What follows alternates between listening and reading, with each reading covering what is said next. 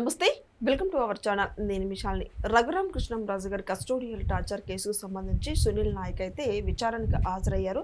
మరి అలాగే బోర్గెడ్డ అనిల్ అయితే విచారణకు హాజరు కాలేదు. ఇక ఆ పరిణామాలు ఏ విధంగా ఉండబోతున్నాయో తెలుసుకోబోతున్న స్టూడియోలో ఉన్నారు ప్రముఖ రాజకీయ సామాజిక విశ్లేషకులు అడుసుమల్లి శ్రీనివాస్ గారు ఉన్నారు. వారిని అడిగి విషయం తెలుసుకునే ప్రయత్నం చేద్దాం. నమస్కారం సార్. నమస్కారం అండి. సార్, రఘురామ్ కృష్ణంరాజు గారు కస్టోడియల్ టార్చర్ ఏ విధంగా పెట్టారో అందరికీ తెలిసిందే. అయితే సునీల్ నాయక్ అయితే హాజరయ్యారు.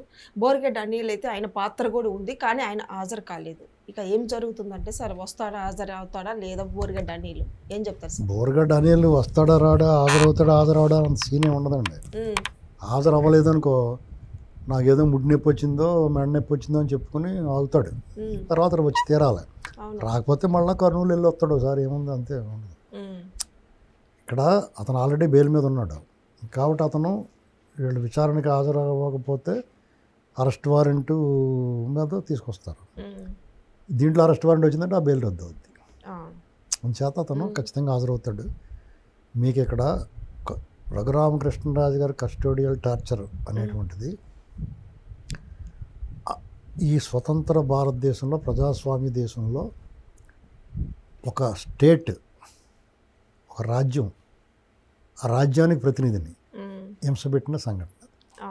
అంటే సాధారణంగా ఏం చేద్దంటే, ఒక స్టేటు ఆటంకవాదుల్ని కానీ, లేకపోతే సంఘ వ్యతిరేక శక్తుల్ని కానీ, లేకపోతే ఏదైనా ఇంట్రాగేషన్ పేరుతోటి, రికవరీ పేరుతోటి కానీ కొంతమందిని టార్చర్ పెట్టడం, కస్టోడియల్ టార్చర్ అన్నీ సహజంగానే జరుగుతూ ఉంటాయి.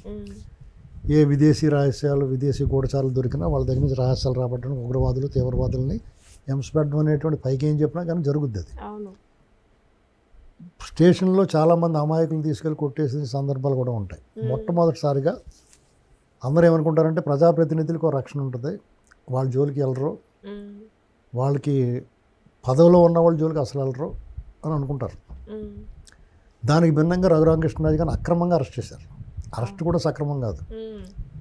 అంటే అరెస్ట్ చేయాల్సి వచ్చినప్పుడు ఉన్న రూల్స్ మారిపోయినాయి. నోటీస్ ఇవ్వాలి, వాళ్ళ మీద మోపబడిన అభియోగానికి విచారణ చేయాలి, ప్రాథమిక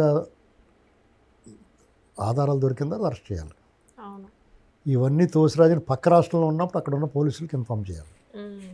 ఇవన్నీ ఆపేశారు, ఇవన్నీ మానేశారు. ఇవన్నీ మానేసి ఆయన్ని ఒక రకంగా కిడ్నాప్ చేశారు. ఆయనకి రక్షణగా ఉన్న వాళ్ళని కూడా థ్రెటనింగ్ చేశారు.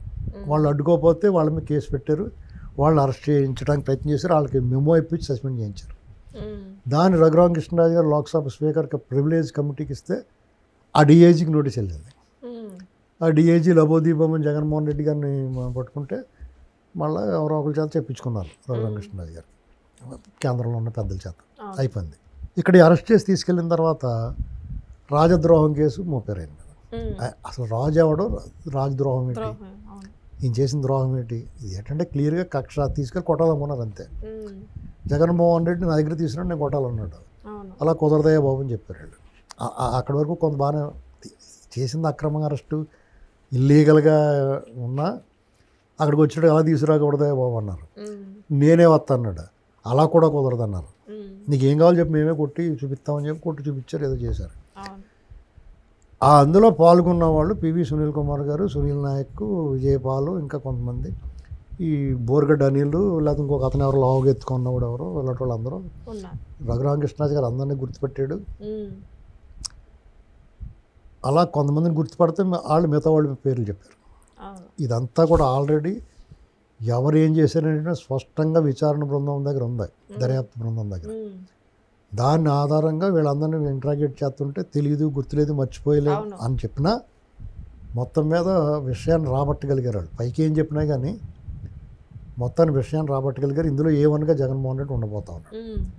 ఫైనల్గా ఈ ఇతను సునీల్ నాయక్, నా పై అధికారుల ఆదేశం, ఎవడన్నా అదే చెప్తారు. అధికారి ఎవరో సునీల్ కుమార్, సీతారామయ్య, ఇలాంటి వాళ్ళు అందరూ వచ్చేస్తారు ఇందులో. కాబట్టి ఈ కేసు రఘురామకృష్ణరాజు గారికి ఇప్పుడు అక్కడ ఆయన ఒక అప్పుడు ఎంపీగా ఉండబట్టి దాన్ని ఆయన పర్సనల్గా తీసుకున్నాడు. ఎందుకంటే భయంకరమైన టార్చర్, చావు అంచులకు వెళ్ళిపోయి చంపేయడానికి చూశారు. అప్పుడు అనుభవించిన క్షోభ తర్వాత అతను వెంటాడిన విధానం ఆ ఒక్క ప్రయత్నమే కాదు, అలాగే 2-3 ప్రయత్నాలు చేశారు అని చెప్పేయడానికి. అందులో ఒక ప్రయత్నంలో నేను ఉన్నాను. ఆయన కూడా రైల్లో జరగాల్సింది అల్లు సీతారామరాజు విగ్రహం అప్పుడు. కాబట్టి దీన్ని ఇలా ఇంతటితో వదలకూడదు, వీళ్ళ ఆగడాలు సాగనివ్వకూడదు, ఇందులో పాల్గొన్న వాళ్ళు ఖచ్చితంగా శిక్షించబడాలి. ఇందులో గవర్నమెంట్ హాస్పిటల్ ప్రభావితం కూడా ఉంటుంది. ఆవిడ ఆస్తులు, అక్రమ ఆస్తులు అనేకం ఉన్నాయి. గుంటూరు రింగ్ రోడ్డు దగ్గర ఉన్నది, ఇక్కడ గచ్చిబౌలిలో ఆస్తులు ఉన్నాయి, రామంతపూర్లో ఉన్నాయి. వాళ్ళ పిల్లలందరూ ఎంబీబీఎస్లు పీజీలు చేస్తున్నారు, అయినాటిలు కూడా డొనేషన్ల మీద ఉన్నాయి, ఇవన్నీ తీస్తున్నారు. ఎవరిగా ఏసీబీకి అంత ఇన్ఫర్మేషన్ వెళ్తుంది, మాలాటోడు కూడా సేకరించి ప్రజలు కూడా చెప్తున్నారు. వీళ్ళు ఎక్కడా తప్పించుకోలేరు, అర్థమైందండి. కాబట్టి కొద్దిగా లేట్ అయింది, ఎందుకంటే ఇటువంటి వాళ్ళని మీద కేసులు దర్యాప్తు, ఎందుకంటే వాళ్ళందరూ డిఏజీలు, ఐజీలు, ఎస్పీలు, ముఖ్యమంత్రి, మాజీ ముఖ్యమంత్రి, ఒక గవర్నమెంట్ హాస్పిటల్ సూపర్, ఆ స్థాయిలో మనుషుల మీద చేసేటప్పుడు ఏమవుతుందంటే ఏమాత్రం చిన్న లోసుకున్నా టక్మని తప్పించుకుంటారు వాళ్ళు. తప్పించుకోకుండా ఉండాలి కాబట్టి చాలా పకడ్బందీగా బిగించారు, ఎవడో తప్పించుకోలేడు. ఏదైనా మాట్లాడతారు రకరకాలుగా, బయట ఏదైనా మాట్లాడతారు, కింద పడ్డవాడు కూడా నేనే పై చేయ అన్నట్టు మాట్లాడతాడు. లోపలికి వెళ్ళిపోయేదాకా, లోపలికి వెళ్ళిపోయిన తర్వాత అన్యాయంగా అక్రమంగా అరెస్ట్ చేశారంట. తను చేసిన పని చెప్పరు. బుర్రా బుద్ధి ఉన్నవాడు ఒక ఎంపీని తీసుకెళ్ళి కొడతాడా? ఈ గాడిదలు చెప్పాలి కదా సమాధానం. నిన్ను ఎవడు కొట్టమన్నాడు? నీ డ్యూటీ ఏంటి? నువ్వు చేయాల్సింది ఏంటి? అరెస్ట్ చేయి, కోర్టు పెట్టు, రాజద్రోహం అయితే పావులు తీసుకెళ్ళు. నిన్ను ఎవడు కొట్టమన్నాడు? కొట్టే కాబట్టి నువ్వు అనిపించాలి అంతే. తిరిగి నిన్ను కొడితే ఇప్పుడు ఈయన కాదన్నట్టుగా కొట్టేస్తే ఏం చేస్తారు? అయినా సరే ఈయన ప్రజాస్వామ్యయుతంగా చట్ట ప్రకారం వెళ్తున్నాడు. కొద్దిగా లేట్ అవుతుంది చట్ట ప్రకారం వెళ్తే. అదే చట్టాన్ని అడ్డం పెట్టుకుని మీరు, ఆ హోదాను అడ్డం పెట్టుకుని చేశారు మీరు. అదే చట్టం మిమ్మల్ని ఇవాళ దోషులుగా తెలుస్తుంది. అందుకని ఎవరైనా తెలుసుకోవాల్సింది ఏంటంటే, చట్ట వ్యతిరేకంగా, రాజ్యాంగానికి వ్యతిరేకంగా మీరు ప్రవర్తించదలుచుకుంటే, రూల్ ఆఫ్ లా పాటించకపోతే మిమ్మల్ని ఎవరైతే పురుగొల్పారో వాళ్ళు మీరు వెనకాల ఉండలేరు, మీకు సపోర్ట్ ఇవ్వరు. వాళ్ళు కూడా అందులో ఇరుక్కుపోతారు తప్ప మీకు సపోర్ట్ ఇచ్చే ప్రసక్తి ఉండదు. తాత్కాలికంగా ఏదో ప్రయోజనం ఆశించో, ప్రమోషన్లు ఆశించో, ఏదైనా డబ్బు ఆశించో మీరు ఏదైనా అలాంటి తప్పులు చేస్తే శాశ్వతంగా మీరు శిక్ష అనిపిస్తారో, మీ కుటుంబాల్లో అవమానాలు పాలవుతాయి. అది గుర్తుపెట్టుకోవాలి అధికారులు. ఎందుకంటే అందులోనూ జగన్మోహన్ రెడ్డి లాంటి నీకు మంచి చెప్పినా కానీ మంచి నీళ్ళు ఇవ్వమంటే కూడా ఇవ్వకూడదు నువ్వు, ఎందుకంటే డేంజర్ అది. ఎందుకంటే అతనితో అది సాంగత్యం మంచిది కాదు. ఇప్పుడు అతను కానీ మంచినీళ్ళు ఇవ్వండి అన్నాడు, మీరు ఇచ్చారనుకో, అది తాగేసి గెలగలు కొట్టు కింద పడిపోయి నువ్వు మందు కలిపేసావు అన్నాడు, ఏం చేస్తావు? అలాంటి మనుషులు వాళ్ళు. కాబట్టి వాళ్ళతో నువ్వు మంచినీళ్ళు ఇమ్మన్నా ఇవ్వకూడదు, వాళ్ళు ఇచ్చినా పుచ్చుకోకూడదు. అంత దూరంగా ఉండాలి అటువంటి వాళ్ళకి. నిర్వీకారంగా నీ పని నువ్వు చేసుకుని టైం అయిపోయిన ఇంటి పారిపోవాలి, వాళ్ళు కనపడకుండా. వాళ్ళ దగ్గర ఉద్యోగాలు ఏ అధికారం ఉన్నా సరే. ఎవడు ఇన్వాల్వ్, వాళ్ళ బాబు దగ్గర ఇన్వాల్వ్ అయిన వాళ్ళు అందరూ జైల్లో పోయారు ఐఏఎస్లో. ఇప్పుడు ఇతనికి ఐఏఎస్లో, ఐపీఎస్లో కూడా జైల్లో పోతాను. అంటే నేనేం తక్కువ తిన్నాను? మా నాన్న ఐఏఎస్లు పంపిస్తే నేను ఐఏఎస్లు, ఐపీఎస్ని నాతో పాటు పనిచేసి రాజకీయ నాయకులు అందరినీ పంపించేస్తాను అంటున్నాడు. అతను కూడా వెళ్ళిపోయి కూర్చుంటాడు లాస్ట్లో. అధికారంలోకి వచ్చినాక రిటైర్డ్ అయినా సరే సప్త సముద్రాలు దాటి తీసుకొస్తాడంట. ఇంకేం తీసుకొస్తాడు? ఎవరినే తనతో పాటు నేరాలు చేసిన వాళ్ళే వాళ్ళే తీసుకొస్తున్నాడు. ఇప్పుడు సప్త సముద్రాలు అతని బదులు వాళ్ళు తీసుకొచ్చి పెడుతున్నారు.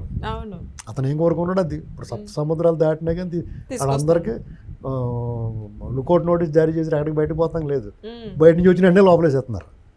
ఇతనితో కలిసి పని చేసిన వాళ్ళు అందరూ జైల్లోనే ఉంటారు ఆఖరికి. అదే చెప్తున్నాడు, మనకు అర్థం అవ్వలేదు. కానీ ఒరే మీరు ఎక్కడ పోయినా కానీ మళ్ళీ చచ్చినట్టు నాకు కూడా ఉండాల్సిందే మీరు, లేదంటే మీరు ఎక్కడ పోయినా కానీ తీసుకొస్తారో, నేను తీసుకురాపోయిన వాళ్ళు తీసుకొస్తారో అని చెప్తున్నాడు. అదే జరుగుతుంది. అంచేత రఘురామకృష్ణరాజు గారు కేసే కాదు, ఏ కేసులను కూడా తప్పించుకోలేరు. ఎందుకంటే అన్ని నేరాలు ఘోరాలు చేశారు వీళ్ళు. ఒక 2-3 జీవితాలు సరిపడగా అతనికి జైలు శిక్ష పడద్దండి. ఈ జన్మ సరిపోదు అతనికి, మళ్ళా జన్మెత్తి కూడా మళ్ళీ జైలుకి ఉండాలి. అలా 3 జన్మలు ఎత్తాలి. అన్ని నేరాలు చేశాడు అతను. Thank you sir. రైట్.